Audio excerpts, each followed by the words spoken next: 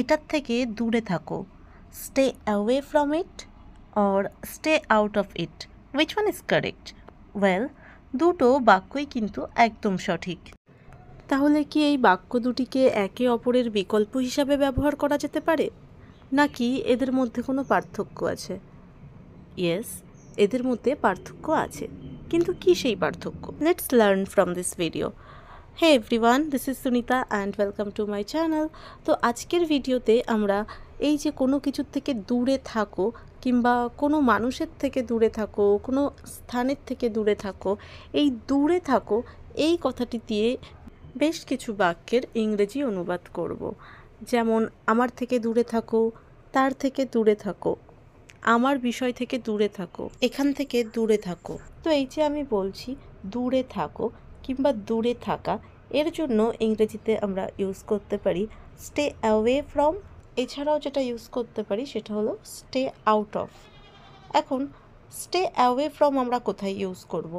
যখন আমরা কাউকে কোনো কিছু থেকে ফিজিক্যালি দূরে থাকতে বলি কিংবা এমন কোনো বিষয়কে এড়িয়ে যেতে বলি যেটা তার উপর খারাপ প্রভাব ফেলতে পারে, তো এমন ক্ষেত্রে আমরা স্টে অ্যাওয়ে ফ্রমের ইউজ করতেই পারি। কিন্তু আমরা যখন কাউকে কোনো বিষয়ে জড়িত হতে বারণ করব, মানে আমরা বাংলায় অনেক সময় বলি না আমার বিষয়ে নাক গলিও না, ঠিক সেই রকম অন্য কারোর কোনো ব্যাপারে জড়িত হতে বারণ করব। তাছাড়াও কোনো একটা নির্দিষ্ট কাজ থেকে বিরত থাকতে বলবো। কোনো একটা স্থানে প্রবেশ করতে যদি আমরা কাউকে বাধা দিই কিংবা কোনো একটা স্থানে প্রবেশ করতে বারণ করি, সেক্ষেত্রেও আমরা স্টে আউট অফের ইউজ করতে পারি। যেমন ধরুন আমি যদি কাউকে বলি ফোন থেকে দূরে থাকো, তাহলে আমরা বলবো stay away from the phone, অর্থাৎ এই ফোনটা তুমি ছোবেই না, ফোনের থেকে অনেকটা ডিস্ট্যান্সে থাকো, দূরে থাকো। আর যদি তাকে বলি stay out of the phone, তার মানে আমরা তাকে বেশি ফোন ঘাঁটতে কিংবা ফোন দেখতে বারণ করছি। ওকে, যদি বলি আমার থেকে দূরে থাকো, স্টে অ্যাওয়ে ফ্রম মি। তার থেকে দূরে থাকো, স্টে অ্যাওয়ে ফ্রম হিম।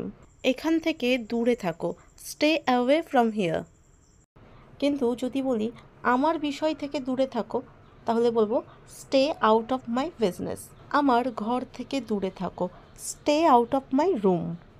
এবার বলুন তো, আমার অফিস থেকে দূরে থাকো আর এই ফুলদানিটা থেকে দূরে থাকো, এই সেন্টেন্সেস দুটির ইংলিশ মিনিং কী কী হতে পারে?